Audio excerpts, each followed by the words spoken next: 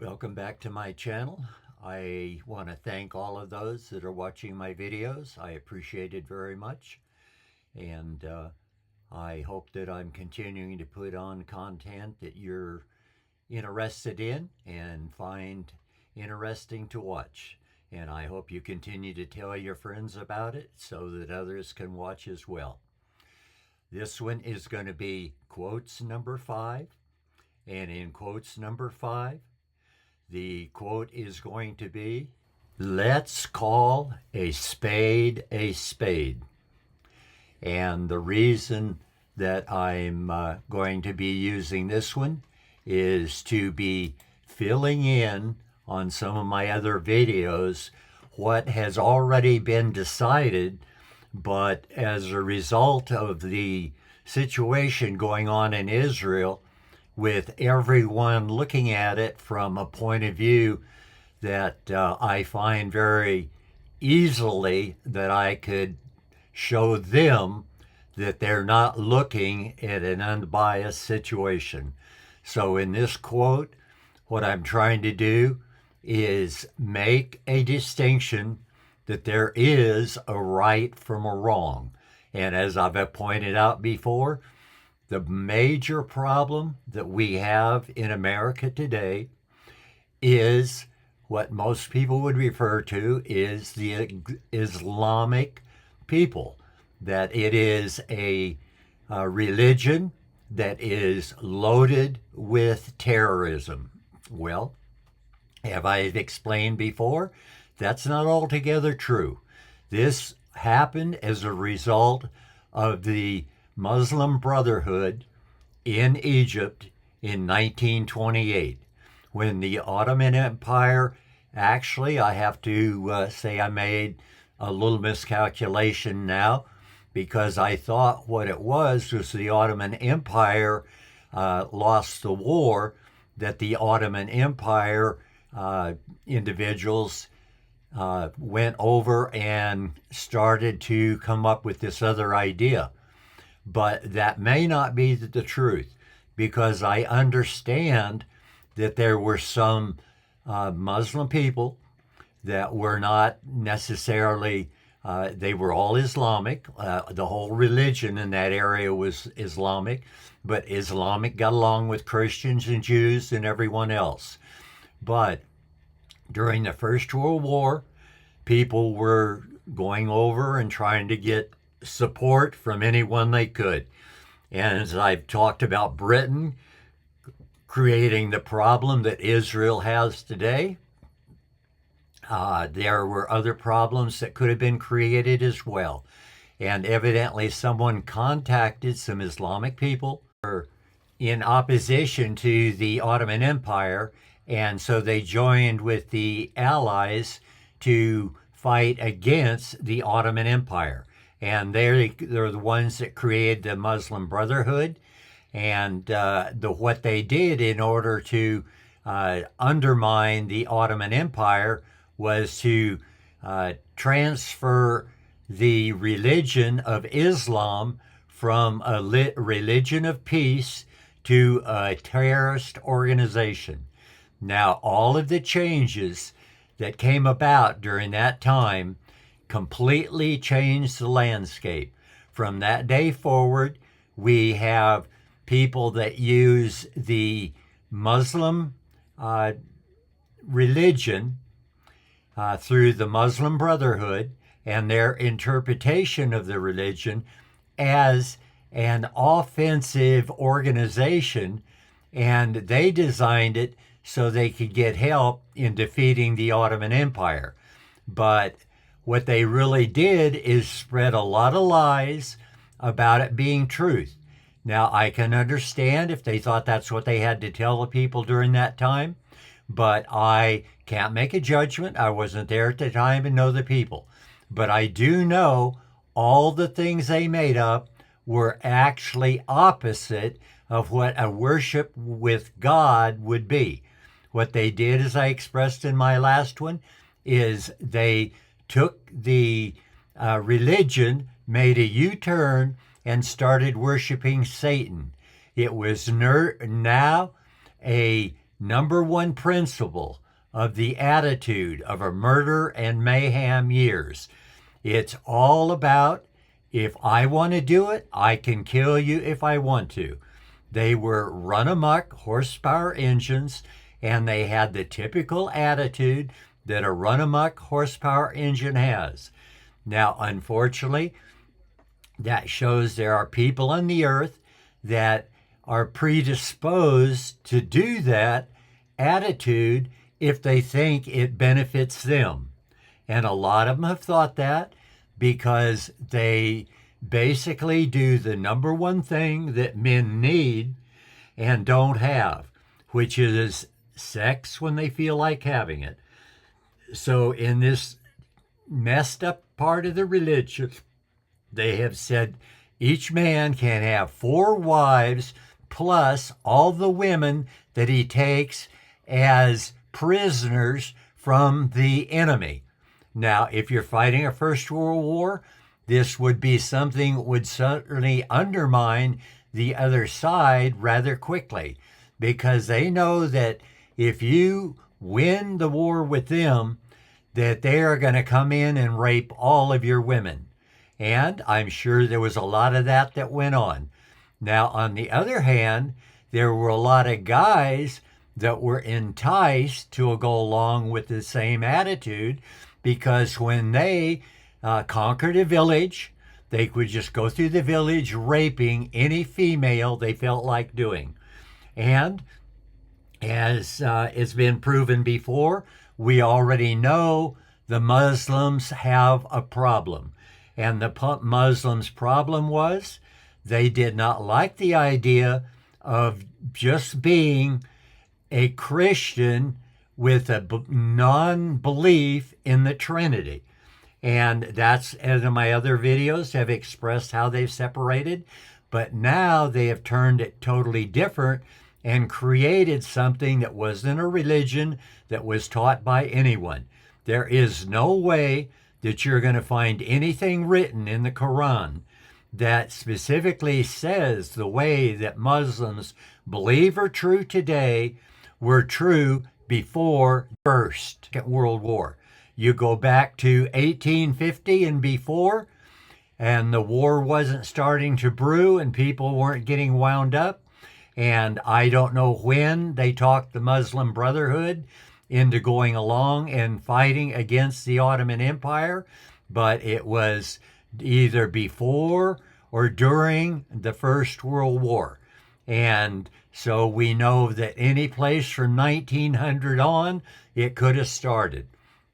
And that's when there was a serious split between Christianity and Muslims. But Muslims, as I said before, you had 2 religions. If people believed in the one before 1850, if they believed in the Muslim religion before 1850, you will find it was a religion of peace, just like Christianity and Judaism. But if you look at it after the 1900s, by 1900s, the posturing for the war is already taking place. People are already taking sides, and people are already trying to posture to make their side win. So after 1900, you have what we refer to today as the Muslim Brotherhood.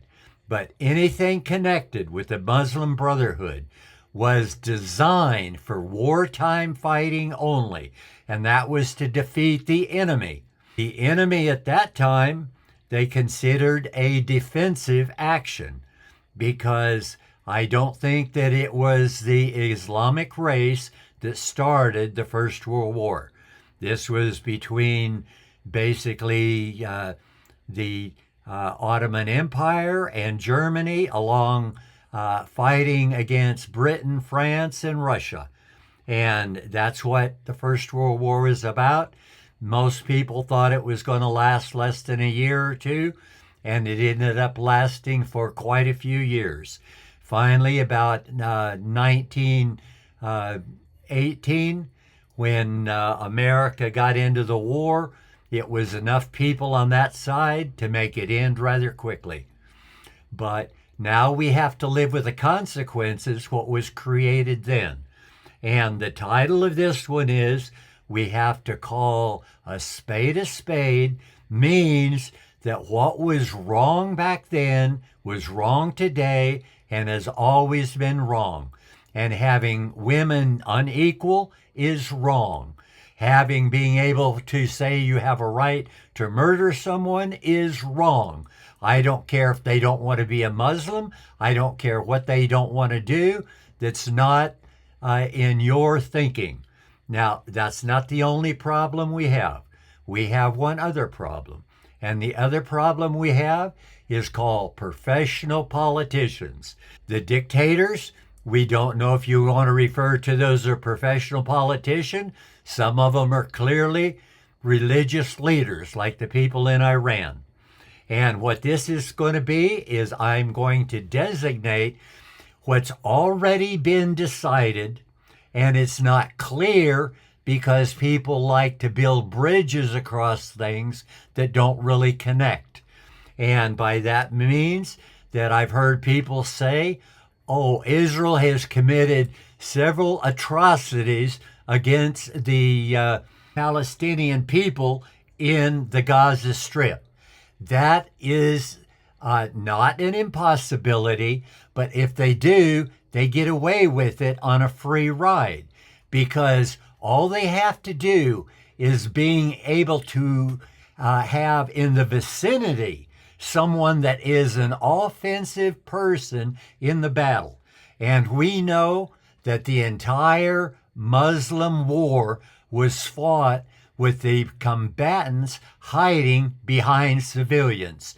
So it doesn't make any difference how many civilians Israel kills, and they keep saying, when's enough enough? Well, I got news for you. Enough is, those are Hamas casualties. When Hamas started the war and Israel was defended itself and they hid behind the civilian population, I don't care if Israel kills 4 times what they have to. They are all credited to Hamas. But I know in this war, Israel has done way more than any other army in history in trying to eliminate the civilian casualties as much as they possibly can. And I would be willing to bet at least 25%.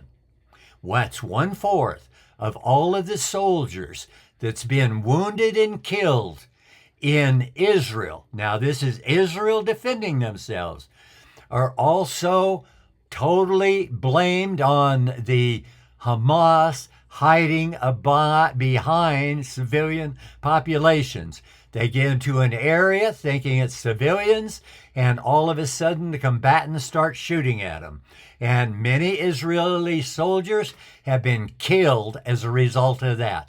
So you don't have to feel sorry for the Palestinians. You don't have to feel sorry for the people that are being killed, even though some of them are children. You have to feel sorry for Israel because their soldiers are right alongside the people you're complaining about. And when I hear you complaining, I don't hear you mention the soldiers are being killed as a result of this kind of warfare. It all belongs to Hamas, every single casualty. And that's why I'm doing this with this quotation, because those people have crossed over and tried to muddy the water, just like the people in South Africa when they started attacking Israel. Now, I'm going to make it very clear. The decisions have already been made, and I'm going to make it clear what they are here so that people can start collecting what they're entitled to. And that is the Muslim Brotherhood. And that doesn't make any difference if it's the Muslim Brotherhood or a religious person trying to be a leader of a country and enforce his religious rules. Religion, you can believe anything you want to believe, but You're a terrorist when you don't allow someone else to believe anything they want to believe. And the way we know that is if they have started murdering their citizens, and Iran started doing that within the week that the Shah left the land. When the Shah turned it over to him because he didn't want to kill Iranian people, the Iranian religious leaders started massacring the civilian population in great numbers. Now, what this is to clarify the duty of both the United Nations and the NATO. Both organizations have condemned what we'd call terrorism. Now, I'm adding two things to the terrorism. If you have murdered more than 3 of your citizens, and the reason I give 3 is sometimes people are attempt to kill the police officers or people trying to force the laws on everyone, but normally they are killed by people that have 2 rules. I have my religion, and if your religion doesn't agree with mine, I have a right to kill you. Well, that is a terrorist 100% of the time. So now we also have professional politicians. Now, they don't go murdering people, so professional politicians are not going to get put on the hit list, so they get paid for getting rid of the politicians.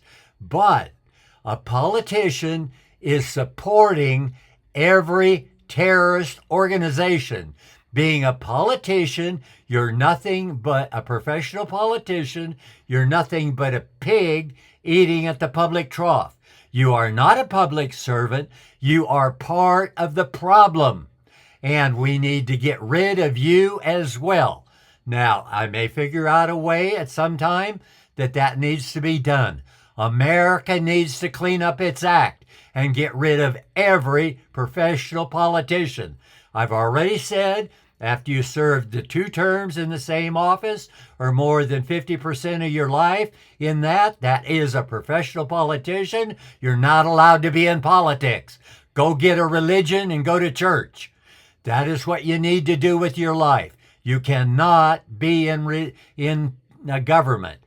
Government has to be concerned about the people and how one Homo sapien treats another. Now, do we have any perfect governments on the earth today? And the answer is absolutely not. There's not one country on the entire planet that has women absolutely equal. And if they were, then all of the human trafficking, 90% of it would go in the toilet, because there would be enough women allowing men to use their body for sexual pleasure that the Muslim people wouldn't have to have 4 wives to satisfy each one of those men that wanted just to have a little sexual pleasure.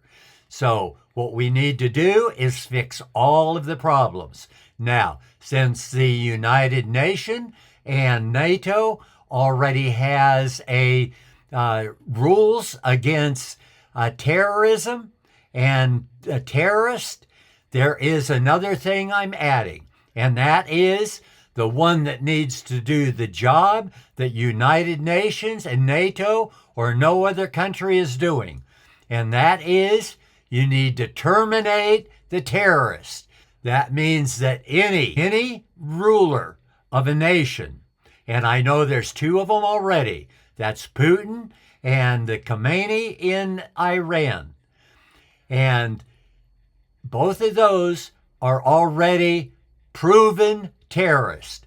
Now, with proven terrorists, that means that anyone that takes them out, that means kills them, gets rid of them, wipes them off of the face of the earth, is entitled to at least $1 million for every 1,000 people that idiot that says he's running the country has done. He's nothing but a terrorist. He needs to be relieved and removed. And so any individual that kills one of these goes to the United Nations or NATO.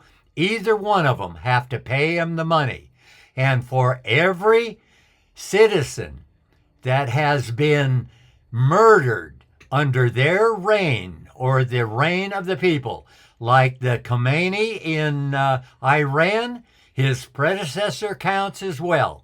So during all the terrorism that went on, if there's 5 million people that's been killed by them, then when you murder the guy in Iran, the guy that got rid of him is entitled to be paid $5 million.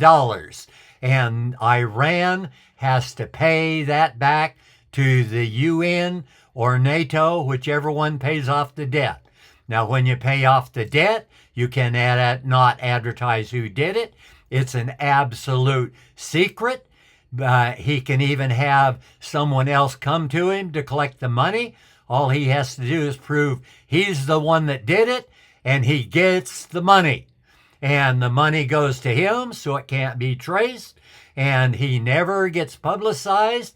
If he's the one individually that puts his name out on the open market and makes it public, then everyone will know. And if he wants to keep it a secret, he can keep it a total secret his entire life and just live and spend the money that he's earned by killing Putin or the supreme ruler of Iran, or both of them. He gets $1 million for each one of them, for each 1,000 people that they have murdered. 2 others need to be on the radar, and that is the guy in North Korea and the leaders of China. Both of them need to look carefully. And if any organization advertises that that individual has murdered more than 3 people in his country, then he has 7 days to get out of Dodge. That means he gets away from any government position in any government country on the face of the planet or off of the planet. He can no longer be involved in any government whatsoever. If he ever is, he also can be murdered and get paid $1 million for every 1,000 people that were killed when he was in government. So the only way he can live is to stay out of government for the rest of his life. Now that needs to be the new system, and it needs to be started immediately. And if the United Nations will not give you the money, you go to the World Court. They've made a fool of themselves as well, and they are required by law.